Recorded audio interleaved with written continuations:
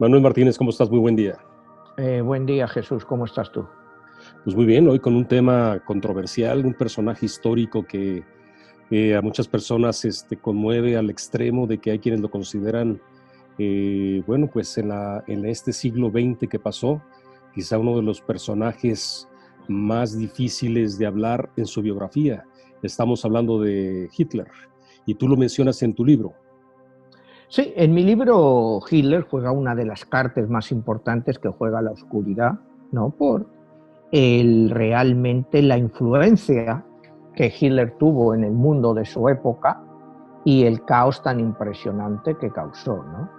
Entonces, pues yo quiero enfocar a Hitler, en mi libro lo he enfocado desde su infancia, ¿no? Analizando un poco las características de ese Hitler niño, más adelante ya el Hitler adolescente, y finalmente, bueno, cuando es el Hitler que se lucha en la Primera Guerra Mundial con el ejército alemán, en fin, hasta que seguimos la trayectoria de Hitler hasta que finalmente en el año 33 llega definitivamente al poder. Emanuel, no es fácil hablar de Hitler porque ya tiene una carga en sí mismo. ¿Cuál es la manera de hablar de este personaje, su biografía, los aspectos desconocidos de su vida? Bueno, yo creo que lo que es más fácil, o digamos, lo que yo veo en mi libro, lo que yo he hecho, es estudiar a Hitler, pero desde un punto de vista histórico, ¿no? O sea, sin necesariamente tener que entrar en valoraciones, ¿no? Sí va a haber, hay valoraciones, por supuesto, fue un asesino, un criminal, eso no hay quien lo dude, pero a entender un poco las motivaciones del pueblo alemán, el racismo que existía y el antisemitismo, en fin, es tratar de encuadrar a la persona dentro del contexto de la época, y yo creo que así lo podemos entender bastante mejor, ¿no? O sea, no es cuestión de hablar de Hitler, bueno, que fue un asesino, que provocó la Segunda Guerra Mundial, que causó 70 millones de muertos, todo eso ya lo sabemos, pero ¿cuáles fueron las causas de todo eso? ¿A quién culpar? ¿Es Hitler el único culpable o hubo mucha gente involucrada en todo este aspecto, ¿no? Porque tú no puedes culpar a una sola persona de lo que pasó en Alemania y de lo que pasó en Europa. Se necesitan muchos factores y muchos jugadores. Ahí intervinieron mucha gente. Y es lo que en mi novela, cuando estudiamos la Carta de la Oscuridad de Hitler, lo que tratamos de analizar, ¿no? Hitler ya es un personaje histórico, y bueno, pues es tratar de dar un poco de entendimiento a los que nos están escuchando o a las personas que lean el libro, de entender profundamente la personalidad de Hitler. ¿Qué le impulsó a Hitler a actuar como él actuó? Pues yo creo que él es uno de los personajes que mejor refleja las cartas de la oscuridad en mi libro. Él es un personaje, pues, que hizo el mal, pues porque creía que haciendo el mal estaba haciendo el bien, porque él no creía que lo que él hacía estaba mal. Él creía, por ejemplo, cuando hablamos del exterminio del pueblo judío, pues que estaba haciendo un bien a la humanidad. Y exterminio de pueblos, pues los tenemos a lo largo de la historia, ¿no? O sea, acuérdate, en la misma Primera Guerra Mundial, la gran cantidad, la masacre armenia que realizaron los turcos, que nunca han reconocido, y destrozaron lo que fue el pueblo armenio. Nunca se le ha dado tanta importancia como se le dio al Holocausto. O sea, cuando hablamos de 6 millones de judíos muertos en el Holocausto, es absolutamente cierto, ¿no? De una población de 11 millones. Pero no se habla mucho de los 500.000 gitanos que también fueron exterminados. O sea, no he oído a nadie levantar la voz por los gitanos. O sea, que eran también un pueblo, pues históricamente maldito. A nadie le gustan los gitanos. O sea, en cualquier parte, cualquier país europeo que tú ves gitanos, los desprecian. no para llegar al nivel de acabar con todos ellos, ahora no, pero en muchas épocas de la historia sí se ha acabado también con los gitanos. O sea, el Sapiens es así, el Sapiens es destructivo, el Sapiens cree que controla la verdad y entonces siempre tiene que buscarse un enemigo, un oponente, a alguien del que culparle, ¿no? Entonces, bueno, pues con esta introducción, si quieres, empezamos un poco con Adolf Hitler y te voy a leer cómo le define la historia, una definición que tiene la historia, dice: la descripción retrata a Hitler como un perfecto exponente de la maldad más radical. Se describía a Hitler como un mal imposible de cuantificación, llevado a niveles de crueldad nunca antes vistos. Su crueldad era tal que no podía ser medida o cuantificada. Eran las acciones de un ser malvado solo por el hecho de serlo. Era definido como la máxima expresión diabólica, deplorable e injustificable. Bueno, esa es la visión que nosotros tenemos de Hitler y que en cierto modo pues es la visión cierta, ¿no? Entonces, pues si ahora vamos a empezar un poco con la historia de Hitler. ¿Qué le llegó? ¿Por qué él llegó a ser eso que nos dice la descripción histórica de la figura de Hitler, ¿no? ¿Cómo es posible que un sapiens, también llamado ser humano, sea capaz de tanta maldad? Entonces, yo creo que eso da validez a las teorías, bueno, de cuando te dicen que el diablo anda suelto. Y es otra vez irnos a las ideas, como hemos hablado otras veces, del maniqueísmo o incluso del zoroastrismo, ¿no? En el cual, acuérdate que los maniqueos creían que el cuerpo humano, el cuerpo de los sapiens, humanos, sapiens, como los quieras llamar, había sido creado por el diablo, cuando vino la famosa rebelión de Lucifer y vinieron los ángeles caídos, que está descrita en el Génesis. Pero el alma había sido creada por Dios. Entonces llegaba un punto en que un alma divina o creada con expresiones divinas o características divinas no podía convivir dentro de un cuerpo creado por el diablo. Eso era la base del maniqueísmo, más adelante fue la base de los cátaros también, en fin, es una doctrina o unas teorías pues, que han estado a lo largo de la historia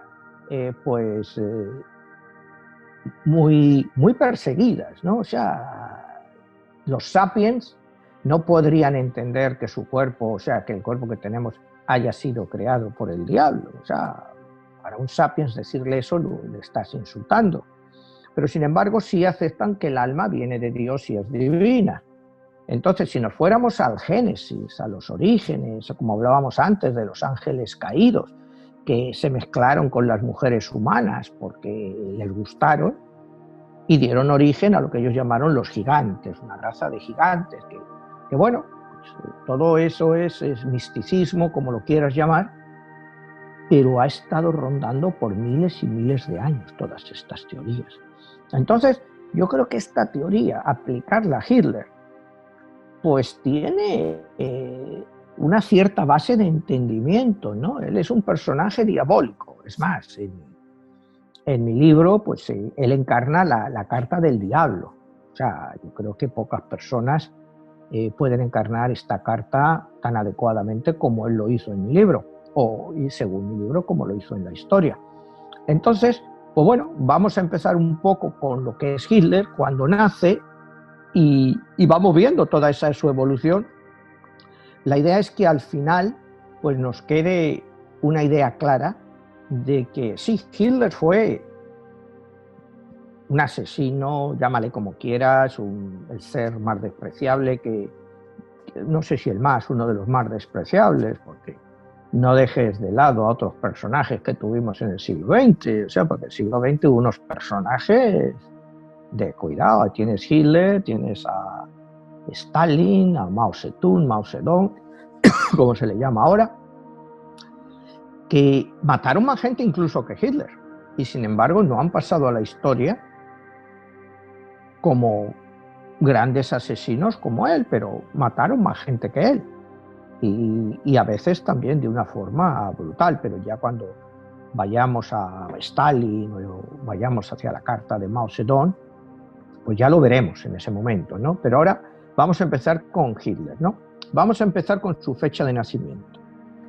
Hitler nace el 20 de abril de 1889. Cuando sumamos todos los números nos da 32 y nos da que es un número 5.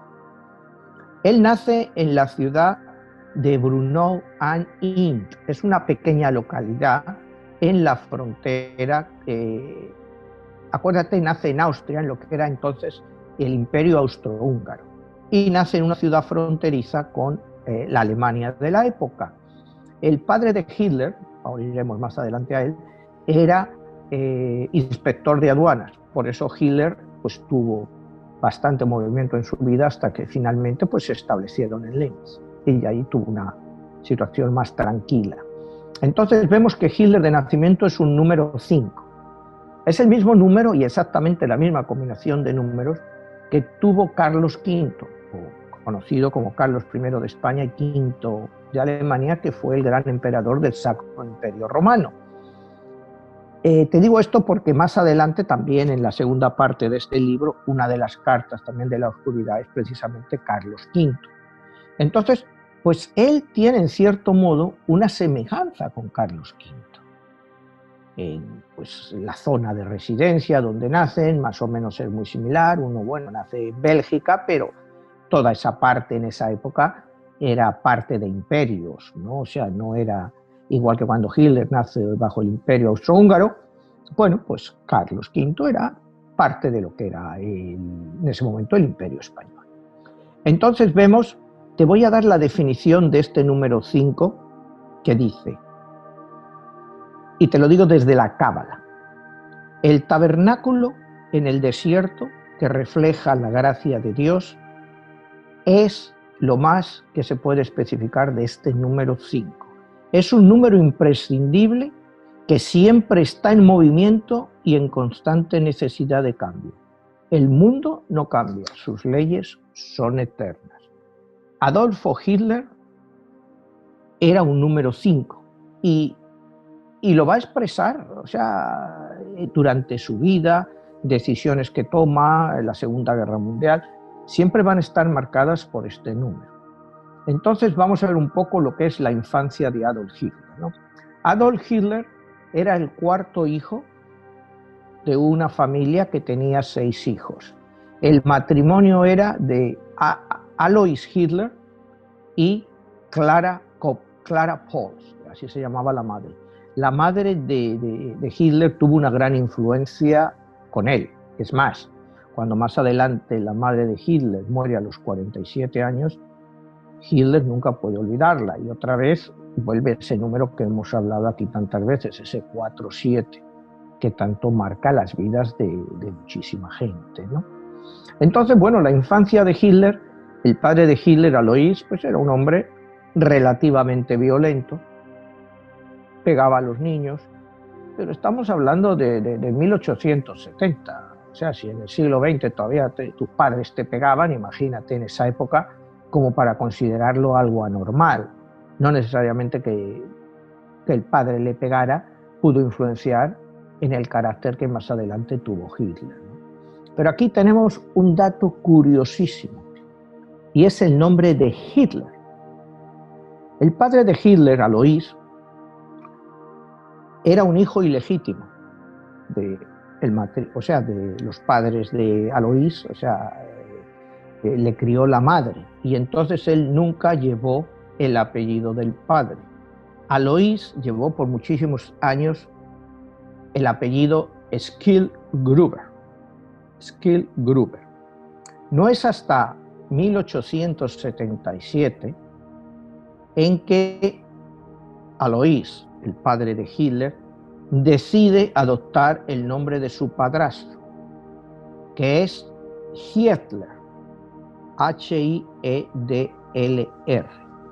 Entonces, cuando este señor Alois Hitler va al registro, se comete un error administrativo y en vez de inscribirle como Hitler, le inscriben como Hitler. O sea, cuando él dijo su nombre Hitler, pues el que tomaba nota entendió Hitler y puso Hitler en vez de Hitler.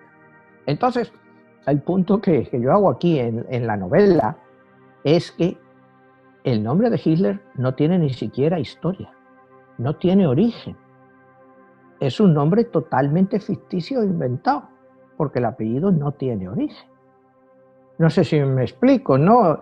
Y ya la primera cosa que vemos aquí es que algo pasa, que se crea un nombre que no existe. Y que luego, bueno, pues todos los hemos visto. Acuérdate cuando vemos, según una película de la Segunda Guerra Mundial, escuchamos el Heil Hitler, pues suena como pues, algo que es normal de la época. Imagínate si el padre de él no se hubiera cambiado el nombre al del padrastro, ¿cómo sonaría Heil Skitbrugger? O sea, el sonido hubiera sido totalmente diferente, hubiera sido tan efectivo Heil Skitbrugger como Heil Hitler. No lo sé, es una percepción, acuérdate que hablamos de las percepciones. Entonces, partimos de la idea de que el nombre de Hitler es un nombre inventado por un error administrativo. ¿Me entiendes? O sea, ya una característica que, bueno, pues ya define que hay algo anormal en toda esa historia. Porque ya no es un nombre que digas es que es un nombre tradicional lo que me ha seguido, no, es un nombre totalmente inventado. Pero bueno, eso es un detalle que a muchos historiadores pues lo pasan por alto, pero yo creo que es determinante en muchos aspectos, porque un nombre te define tu personalidad. Imagínate que llamarse Adolfo Skitgruber o Adolfo Hitler, o sea, ahora mismo pues nos sonaría irrisorio ese Skitgruber.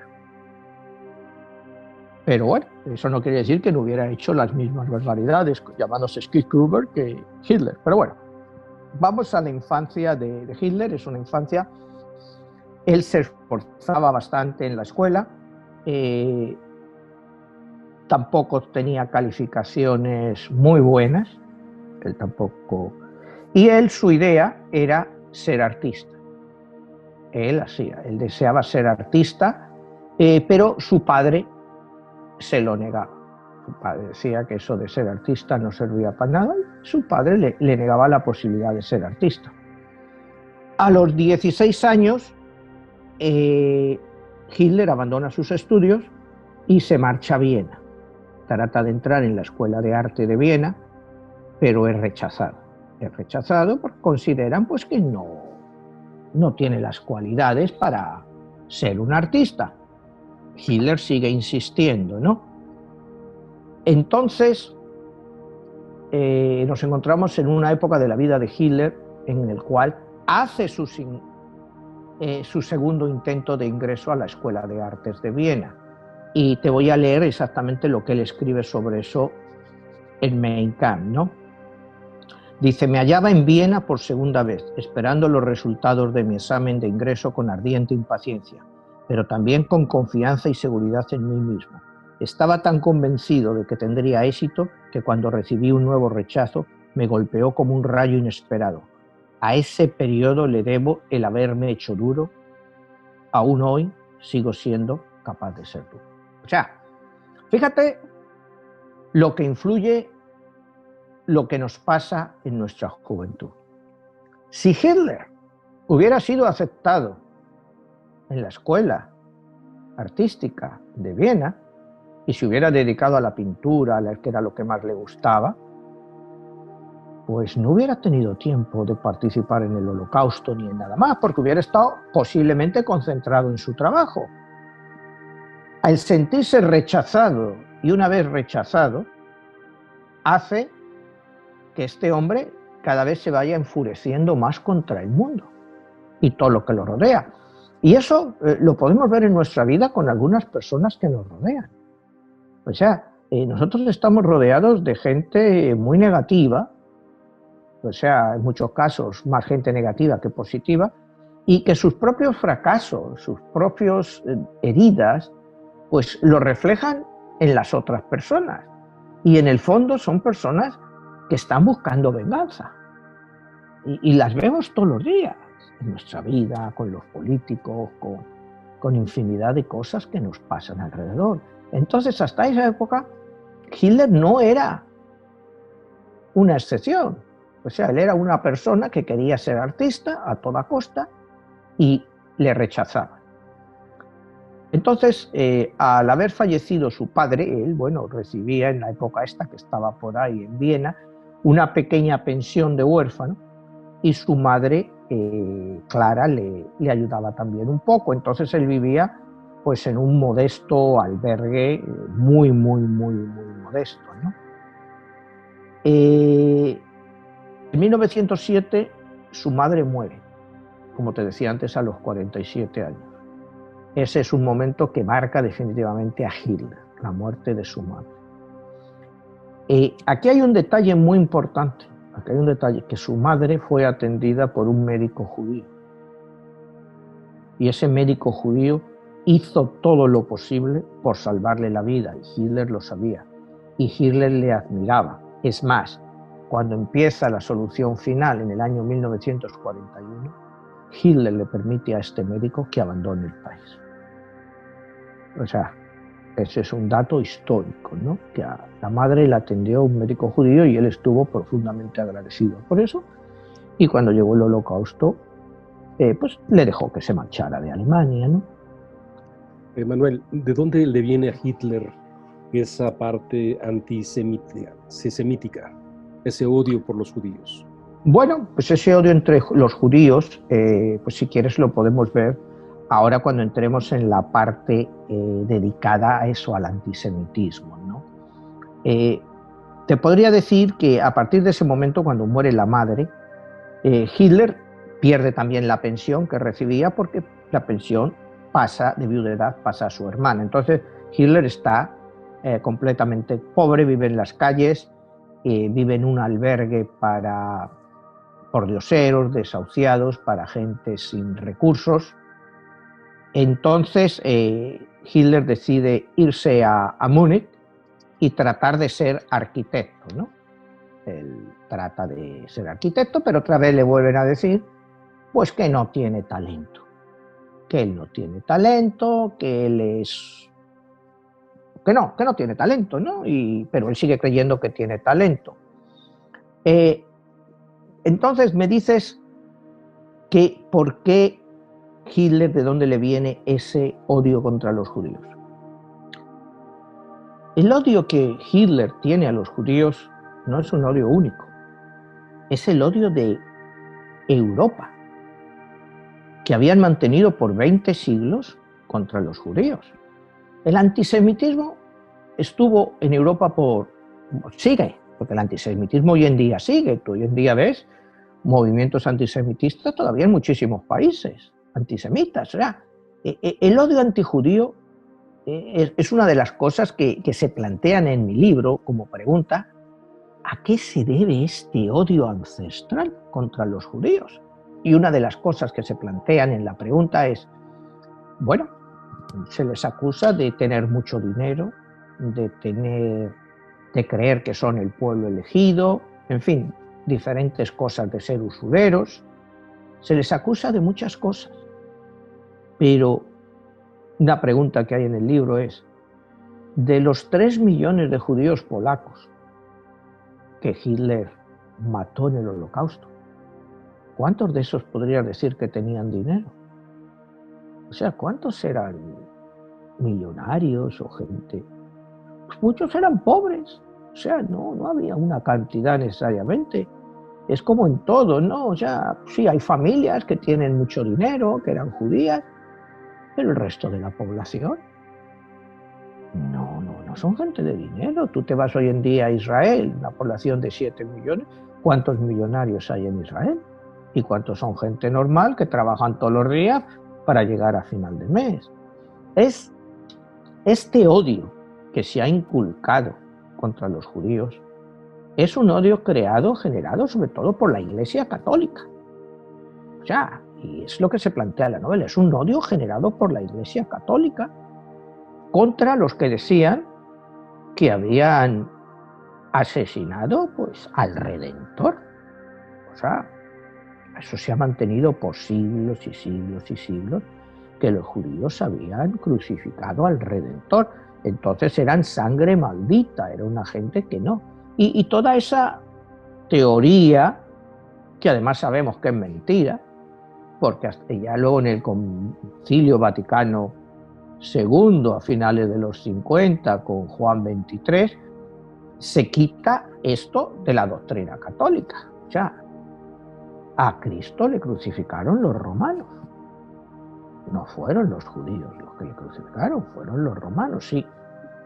Fue juzgado por los judíos, por el Sanedrín, pero los que lo ejecutaron y los que le torturaron fueron los romanos, no los judíos. Entonces, todo este concepto que se ha tenido contra los judíos de que habían crucificado y asesinado al Redentor, pues es un concepto falso, pero que se ha utilizado durante muchísimos siglos sencillamente para quitarles la riqueza a los que la tenían, a través de la Inquisición y de todas las órdenes papales y todas las que quieras imaginarte, para culpar siempre a un enemigo. Y además Hitler utiliza esta premisa, ¿no? Cuando quieres conquistar algo y someter a la gente, búscate un enemigo común y no dejes de atizarle, siempre es enemigo común. Y Hitler pues, se buscó a los judíos, pero acuérdate que Hitler, en el principio, la idea de él no era matar a los judíos, sino expulsarlos de Alemania. Imagínate que cuando Hitler llega al poder, en el año 33, en enero del 33, la población alemana es de 60 millones de habitantes. De esos 60 millones de habitantes hay una población judía de 600.000, es decir, apenas el 1% de la población era judía. Y Hitler, bueno, los utilizó pues porque era, pues digamos, un target, un objetivo fácil, porque todo el mundo odiaba a los judíos. Y Alemania no era el país más antisemita. Francia era un país 1000 veces más antisemita que lo que era Alemania. El antisemitismo ha estado siempre en Europa. ¿De cuántos países no han sido expulsados los judíos históricamente? Siempre los han expulsado de España, de Portugal, de un montón de países, de Francia, los han ido expulsando siempre. Y siempre es con la lacra esa de que eran los asesinos del Creador, de nuestro Redentor, que vino a redimirnos, y en vez de agradecérselo, pues los judíos pues acabaron con él, ¿no? Entonces, pues bueno, es lo que había en la época en esa Europa. El antisemitismo seguía siendo feroz. Y Hitler lo único que hizo fue canalizar ese antisemitismo.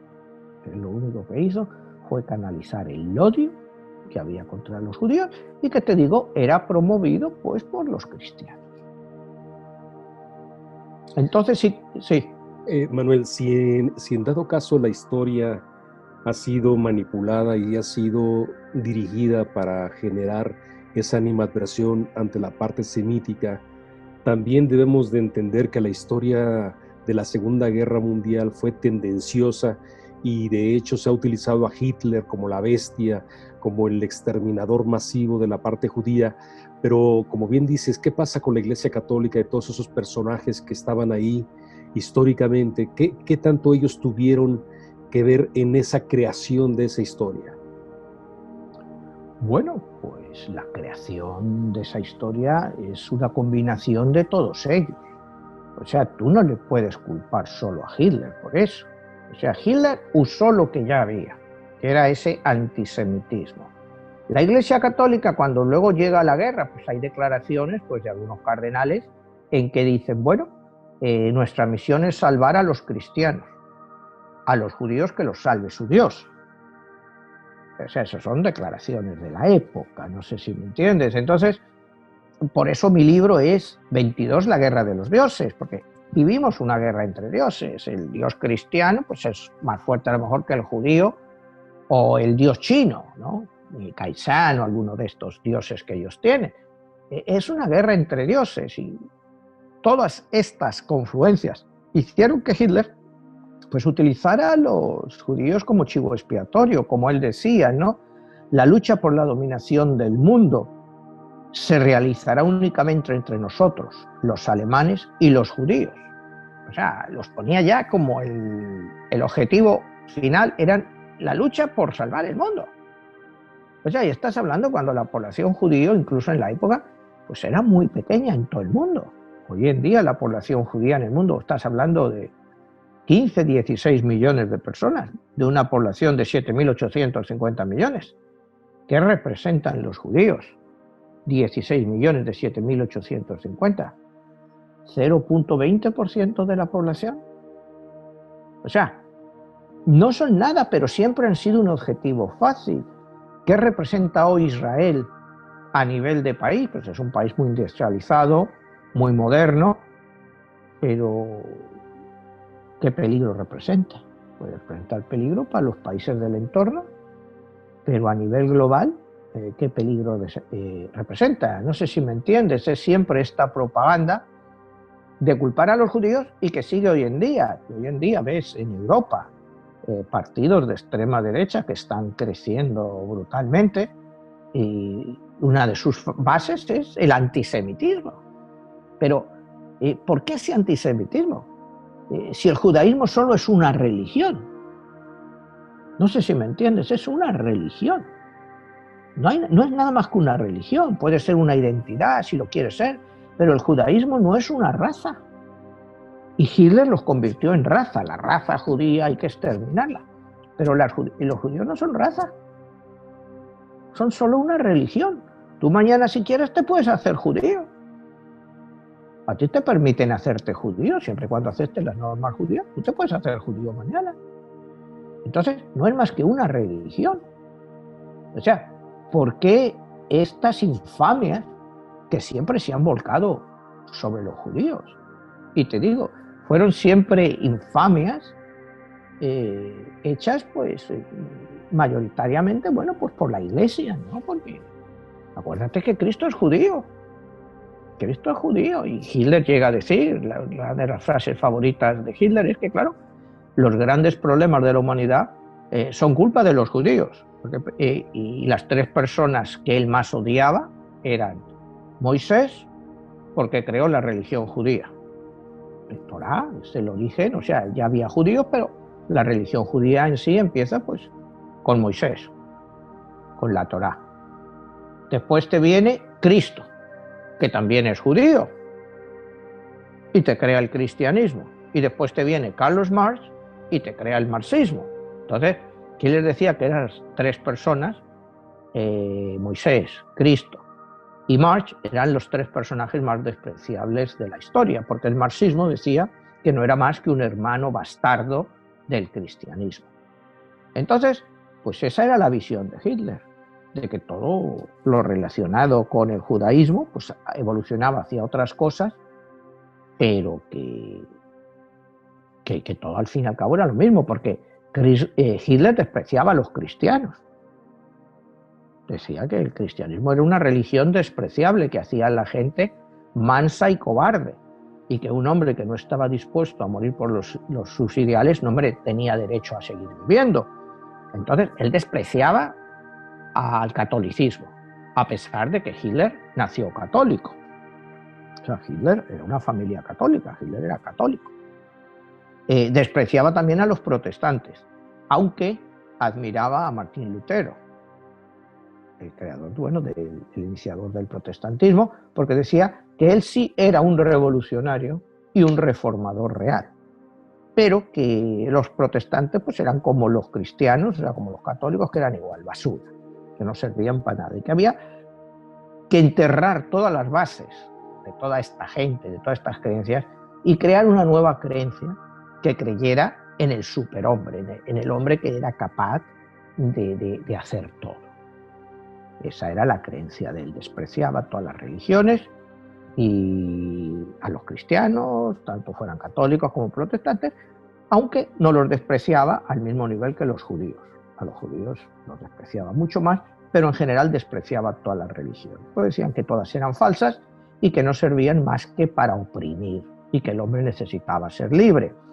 Este es un concepto de un hombre necesitaba ser libre. Imagínate la libertad que trajo él, ¿no? Entonces, es siempre el punto de vista que vemos, que es la libertad, ¿no? O sea, ¿qué es la libertad? Bueno, pues la libertad es, en cierto modo, pues ser libre contigo mismo, poder pensar, porque libertad en el mundo actual, bueno, pues tenemos ciertas libertades, la humanidad, el sapiens ha avanzado mucho, en 2000 años, no hay duda de que hemos avanzado muchísimo, y hoy en día, pues cuando se cuestionan las libertades que tenemos democráticas, pues en ciertos países, pues bueno, pues habría que compararlo cómo estaban esos países hace 100 años y ver el progreso real que hemos tenido, ¿no? O sea, sí, la libertad es algo que es muy sui generis y que depende como tú lo mires. Para Hitler era otro tipo de libertad lo que él buscaba, ¿no? Del espíritu, ¿no? Del espirituario. Oye, Manuel, se habla de que él perteneció a algunas sociedades secretas. ¿Qué tanto hay de cierto? Sí, mira, bueno, si quieres vamos a eso después, porque él entra en una sociedad secreta en 1920, la sociedad de Thule. Pero vamos a ir un poco donde habíamos dejado. Nos encontramos en el año 1914 y la Primera Guerra Mundial está a punto de iniciarse en Europa. Hitler, acuérdate, estaba en Alemania, estaba en Múnich queriendo ser arquitecto y decide volver a Alemania para incorporarse al ejército alemán. Llega a Alemania, hace las pruebas médicas, vuelve a Austria, porque él está en Alemania, de Alemania vuelve a Austria, vuelve al Imperio Austrohúngaro y hace las pruebas, quiere pasar para luchar con Austria en la Primera Guerra Mundial. Y es rechazado, dicen que es una persona muy débil y que llevar un fusil va a ser una carga demasiado pesada para él. Entonces, le rechazan como soldado en Austria, que es su país. Él, como siempre, no da un no, para él no es una respuesta, entonces se vuelve a Alemania y en Alemania le hacen las mismas pruebas y le aceptan dentro del ejército alemán. Entonces, como era extranjero, pues en cuanto entra, la primera misión que le dan, pues es una de las misiones más difíciles que hay, y es ser mensajero entre líneas. O sea, mientras estaban bombardeando y todo eso en las trincheras, era correr a través de las trincheras para llegar mensajes de un lado a otro. Esa era realmente una responsabilidad que el soldado que le hacía normalmente no duraba más de 2 semanas vivo. No duraba más de 2 semanas. Hitler no solo aguanta más de 2 semanas, le hieren varias veces, siempre vuelve al combate, sino que le dan la famosa cruz alemana, la cruz de oro, la cruz del orden, o sea, la cruz de reconocimiento, y se la dan 2 veces, que fue el primer caso en la historia del ejército alemán que un extranjero recibiera esa condecoración 2 veces. O sea, aquí ya vas viendo cosas que quizás no sabíamos de cómo era Hitler, de la tenacidad de ese hombre, que le dan la cruz al mérito 2 veces. Primera vez en la historia que el ejército alemán se la da a un extranjero. En esa época, pues él sigue con sus misiones, cada día es más apreciado, él colabora como es artista, hace dibujitos y cosas de esas para los periódicos de la época en el frente. En la guerra, pues, la van perdiendo, no la iban perdiendo, porque era una guerra, acuérdate que fue una guerra de trincheras, que había millones de muertos, pero ahí prácticamente nadie avanzaba, ¿no? Y es en octubre del año 1918, cuando en una batalla Hitler se queda ciego. Hitler se queda ciego. Hay varias versiones sobre esto. Yo me creo la versión médica, que es que se quedó ciego por los efectos del gas mostaza. Ahí, mientras en esta época, cuando Hitler está en un hospital militar, es cuando él empieza a elucubrar todas sus ideas sobre la solución final. Mientras él está así, es cuando llegamos al famoso 11 11 de noviembre a las 11, que es el 11 de noviembre de 1918, cuando se firma el Tratado de Versalles. Este tratado pues es una vergüenza histórica, ¿no? Porque tanto las tierras que le quitan a Alemania como las cargas que le imponen, pues era algo que inevitablemente iba a llevar a Alemania a una nueva guerra. Y vino pues 20 años después, 21 años después. Entonces, Hitler, a partir de ahí, elabora su teoría famosa de los criminales de noviembre. Los criminales de noviembre y él dice que esos criminales de noviembre eran judíos, cuando no había judíos cuando los que hicieron la rendición, pero él dice que fue influencia de la judería internacional y que es lo que llevó a Alemania a capitular en esas condiciones tan monstruosas, ¿no?, que fueron para el pueblo alemán de un costo pues inevitable, que los llevó, claro, a una depresión brutal al país, ¿no? Entonces, acaba eso en 1918, Hitler sigue dentro del ejército alemán y entonces entra a trabajar con la policía secreta, dentro de la policía secreta alemana, ¿no? Entonces, cuando él entra en la policía secreta, la primera misión que le dan es infiltrarse dentro de un pequeño partido con las siglas DAP, que era el Partido Alemán de los Trabajadores, DAP. Cuando él se infiltra en este grupo, es cuando conoce a Dietrich Eckart, y ahí es donde te respondo a tu pregunta. Y él es el fundador de la Sociedad Secreta de Thule. Eckart va a ser una persona que va a tener una influencia decisiva a todo lo largo de la vida de Hitler.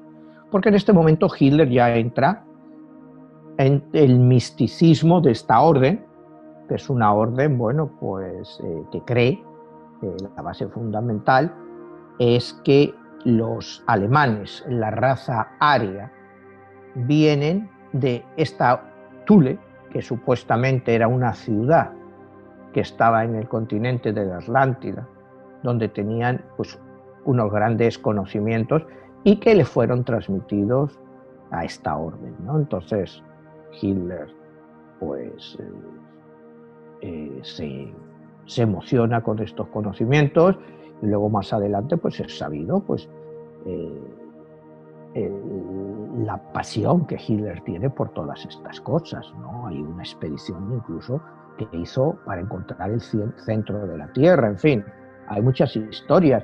Hay también una historia más adelante cuando Hitler trata de mandar agentes alemanes al Tíbet para que se metan dentro de alguna orden del Bonn.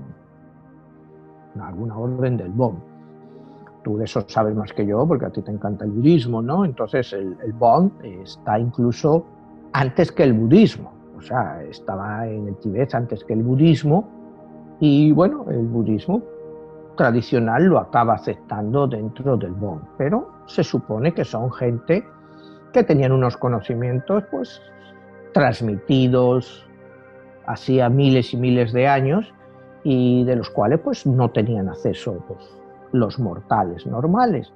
Hitler nunca logra introducir a ninguno de sus agentes en la Orden del Bonn. Para eso te digo, pero estaba obsesionado, entre otras cosas, con el Bonn, con bueno, todas las reliquias, la espada de Longinos, en fin, la Veracruz, todas estas reliquias sagradas, porque lo consideraba que eventualmente serían pues amuletos para poder ganar.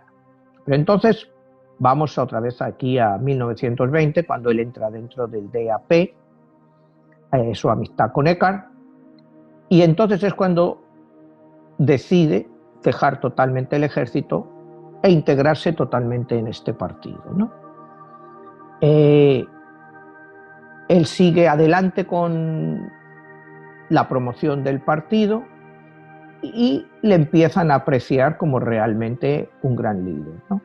Y entonces es cuando el 29 de julio de 1921, poco más de un año después, él es presentado como el nuevo Führer del Partido Nacional Socialista. Es decir, el DPK se convierte en el Partido Nacional Socialista.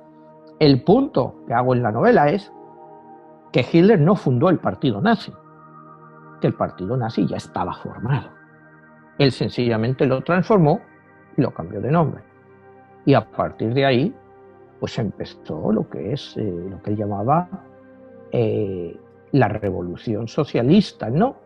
Y uno de sus principios, te lo voy a leer directamente de Mein Kampf, o sea, de Mi lucha, el libro de Hitler, cómo él veía el mundo.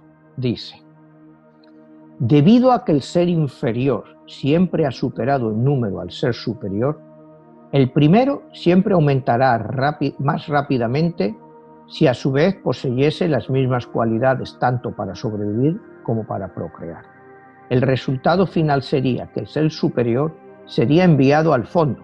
Por lo tanto, se debe intervenir con medidas correctivas a favor del ser superior.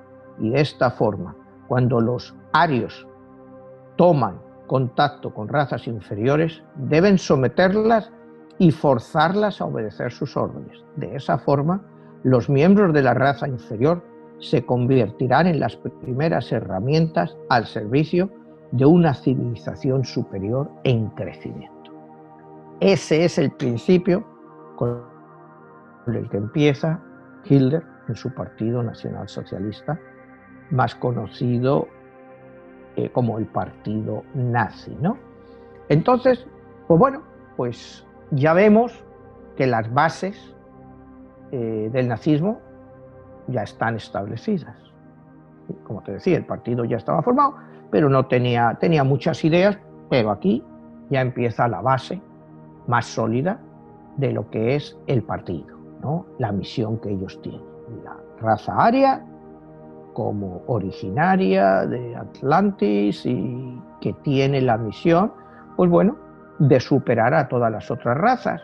Pero si las otras razas son muy, muy superiores en número, pues no hay más remedio que someterlas por la fuerza, porque si no van a impedir el desarrollo de un ser superior.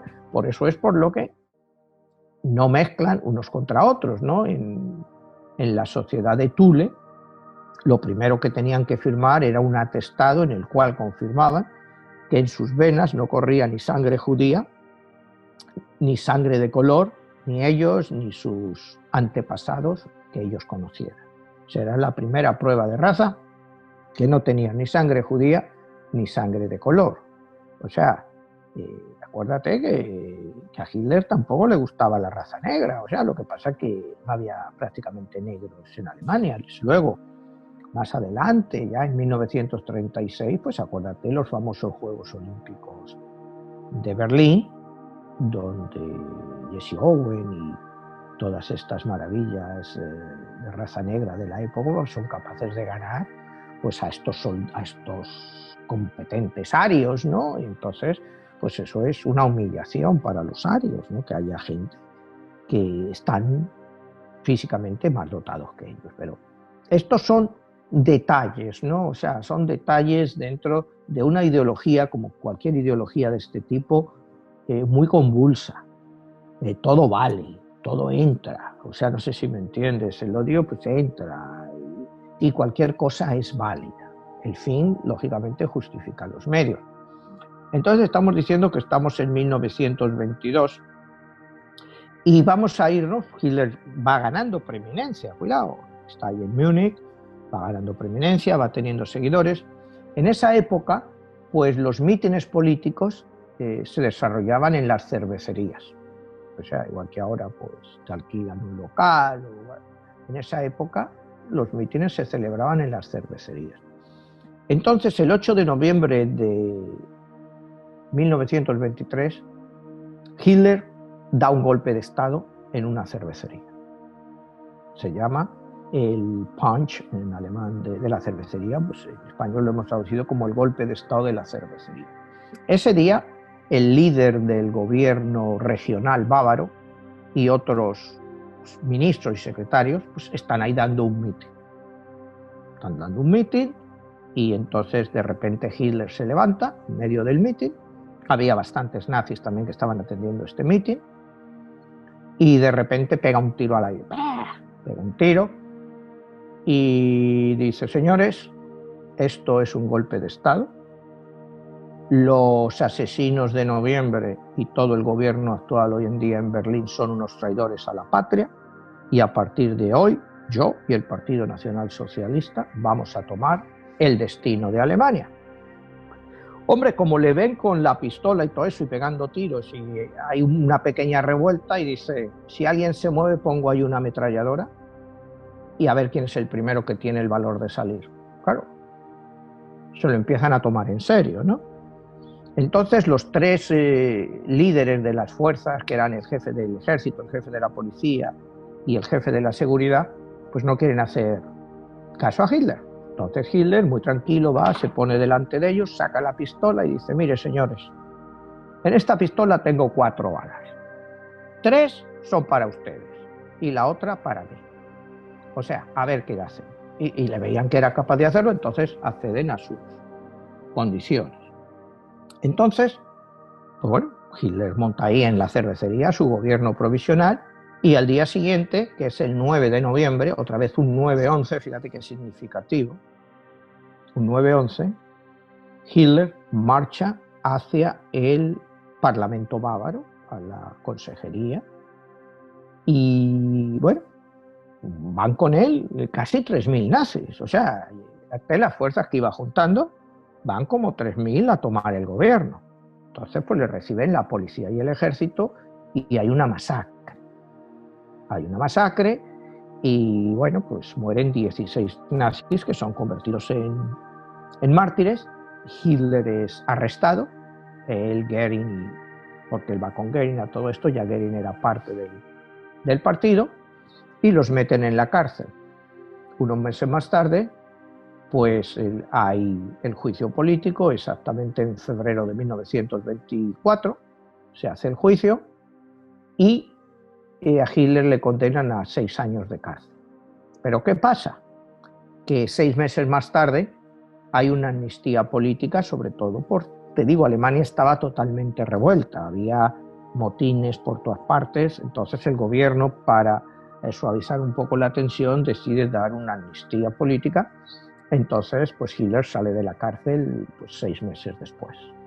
Ya Hitler sale de la cárcel y es en este periodo, donde está en la cárcel, donde escribe la primera parte de su famoso libro Mein Kampf, Mi lucha, y la primera parte se llama Introspecciones. Y es un poco todo lo que te he contado anteriormente de su vida, de todo él, cómo él vivía, cómo veía el problema judío. Hitler sigue fuerte en política y al año siguiente hay elecciones y se presentan las elecciones el partido nazi. Entonces, pues logra más de 2 millones de votos, que significa un 6.25%. O sea, es un seguimiento muy, muy fuerte de la población, ¿no? Porque mucha parte de esa población era sobre todo pues desempleados, una gran parte de soldados que no podían trabajar y que en cierto modo pues ya conocían que Hitler pues a su forma había sido un héroe en la Primera Guerra Mundial, primero siendo capaz de sobrevivir como correo entre líneas, teniendo 2 cruces al mérito, en fin, era una base, obreros desarrapados, y son esa gente la que empieza a unirse al partido nazi. Es, digamos, una gran parte de la sociedad más castigada. O sea, empiezan, ¿no? El partido no crece mucho en los siguientes años, pero cuando llega la Gran Depresión en 1928-1929, ahí sí el partido nazi, por primera vez, se presenta, o sea, bueno, se presenta, se ha ido presentando, ha ido manteniendo ese voto, pero ahí se presenta y consigue casi un 20% de los votos y 126 diputados. Claro, no era la fuerza más grande, pero sí ya era el partido más popular de Alemania. Ya era el partido más popular. A este partido pues se habían unido otra vez, pues como te digo, desempleados por la Gran Depresión, o sea, toda la gente que necesitaba una revolución, pero una revolución para salir de la miseria. Y eso es a lo que Hitler clama, o sea, Hitler habla de gente pues, que están desheredados, o sea, podrías cambiar las palabras del marxismo al nacionalsocialismo, ¿no? Los desheredados de la tierra, y se van uniendo al partido nazi. 2 años después vuelve a haber otras elecciones y ya Hitler supera como primer partido político. Se convierte en el primer partido político con 196 diputados, pero aún así todavía no puede formar gobierno. Y es cuando ya, un año después, en 1932, vuelve a haber otras nuevas. Hindenburg, que era el presidente de Alemania, llama a unas nuevas elecciones y Hitler gana, no tiene mayoría absoluta, pero los partidos católicos se alían con él. Los partidos católicos se alían con él para darle una mayoría relativa capaz de formar gobierno. Los partidos católicos de la época, acuérdate que en esa época, todavía hoy en día en Europa, aunque ya no tanto, pero estaba lo que se llamaba la democracia cristiana, que eran partidos muy fuertes, era un partido muy fuerte en Alemania y lo ha seguido siendo hasta ahora. Ahora ya se llaman conservadores, pero antes eran demócratas cristianos. En Italia, acuérdate, por cuantísimos años la democracia cristiana estuvo en el poder. Eran partidos que decían, bueno, pues somos demócratas, pero cristianos, pero esos demócratas cristianos pues se aliaron con Hitler sin ningún pudor. Entonces, en enero del año 33, de 1933, el presidente Hindenburg pues, le ofrece el poder a Hitler. O sea, Hitler llega democráticamente al poder con el voto mayoritario del pueblo alemán. Esto es una cosa que hay que entender en el contexto de la época, que nosotros, los sapiens, somos los que creamos nuestros propios monstruos. O sea, nos creemos las mentiras que nos cuentan. ¿Me entiendes? Somos nosotros los que llevamos a esa gente al poder. Y parece que la historia no nos ha enseñado, porque seguimos encumbrándolos. Mira cómo estamos ahora en el mundo. Seguimos encumbrando a esos monstruos. Entonces, ¿qué es lo que hemos aprendido de todo esto? Es que el sapiens es un ser totalmente irracional. O sea, todo esto que nos queremos decir, lo listos que somos, la cantidad de cosas que podemos hacer, somos seres irracionales. Irracionales porque, mira, hay una frase de Elie Wiesel. ¿Te acuerdas? Elie Wiesel es escritor, fue presidente de Israel y fue un sobreviviente del Holocausto. Creo que también fue Premio Nobel de la Paz. Y dice, yo no creo en las promesas de ninguno de los políticos. Dice, al único que creo, realmente, que yo podría decir que creo, es a Hitler. Porque él hizo todo lo que dijo que iba a hacer. Él dijo que nos iba a hacer eso y nos lo hizo. Dice, todos los otros políticos nos hablan, nos dicen, no hacen nada. Este dijo, os voy a exterminar y hasta que no quede uno no voy a parar. Y mira si lo intentó. Entonces, dice, para mí tiene mucha más credibilidad un tipo como Hitler, que nos amenaza y ya sabes que lo que tienes que hacer cuando le oyes es protegerte, que otro que nos dice, no, que esto, que el otro, ¿no? Entonces, el punto aquí es la monstruosidad. Pero la monstruosidad llevada al poder por sus propios ciudadanos y con el apoyo de la Iglesia Católica, emocionados de que llegaba. ¿Me entiendes? Entonces, ¿en qué se quedan tus convicciones como persona, no? Pues ya no te voy a decir como sapiens. O sea, si consideramos que somos personas en algún momento, ¿cuáles son tus convicciones? O sea, Hitler llega democráticamente al poder. Hitler no da un golpe de Estado como hizo Mussolini o una guerra civil como hizo Franco. Hitler llega democráticamente al poder con los votos del pueblo alemán en una situación en que la gente podía votar con libertad. Pero claro, ya luego, ahora cuando continuemos ya más adelante en 1933 y eso, pues ya la situación cambia. Ya no es lo mismo. En el momento en que Hitler llega al poder, llega amparado por el voto mayoritario del pueblo alemán, por la desesperación de ese pueblo que estaba humillado, estaba humillado. Tú no puedes humillar tanto a un pueblo y esperar que eventualmente no se rebele. Y el Tratado de Versalles los había humillado, los había dejado arruinados, solo trabajaban para pagar para la gente, para los gastos de guerra, reparaciones, cuando la guerra había sido culpa de todos, no solo ni siquiera los alemanes la habían empezado. Acuérdate que empieza el Imperio Austrohúngaro, ¿me entiendes? O sea, con el asesinato de Sarajevo. Y los alemanes pues no les queda más remedio que unirse, pues porque los tratados de alianza de la época se tienen que unir. Manuel, ha sido un viaje histórico impresionante. Hay muchos detalles que ignoramos a través de la historia de un personaje como Hitler. Para terminar, yo te preguntaría, ¿Hitler es un héroe o un villano? Históricamente es un villano. O sea, y desde cualquier análisis que lo hagas es un villano, es un asesino, ¿no? Pero es un villano producto de una época en que todos eran asesinos. O sea, es que la época, esa Europa de los años 30 era un montón de asesinos ahí todos juntos, ¿no? Entonces, pues él fue un asesino más que se cebó sí con el pueblo judío, pero se cebó con el resto de Europa también. Porque, no sé, ir a hablar de lo que pasó de la Segunda Guerra Mundial, bueno, pues todos sabemos lo que pasó, que ocasionó 70 millones de muertos, de ellos 6 millones de judíos. Bueno, hubo muchas víctimas en esa guerra, ¿no? Hitler fue un auténtico villano, pero para algunos ha quedado pues como un héroe. Todavía hay mucha gente en Alemania que ocultamente, ya no tan ocultamente, admira todavía a Hitler.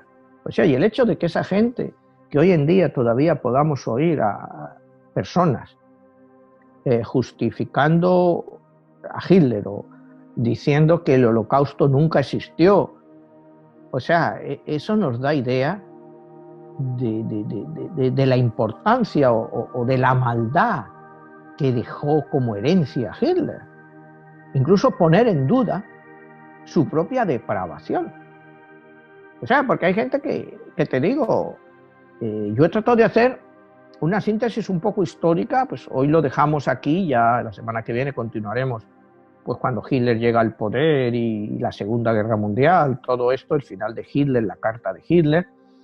Pero a mí lo que más me choca es que todavía se pueda justificar a Hitler, que aún hoy en día se le pueda justificar.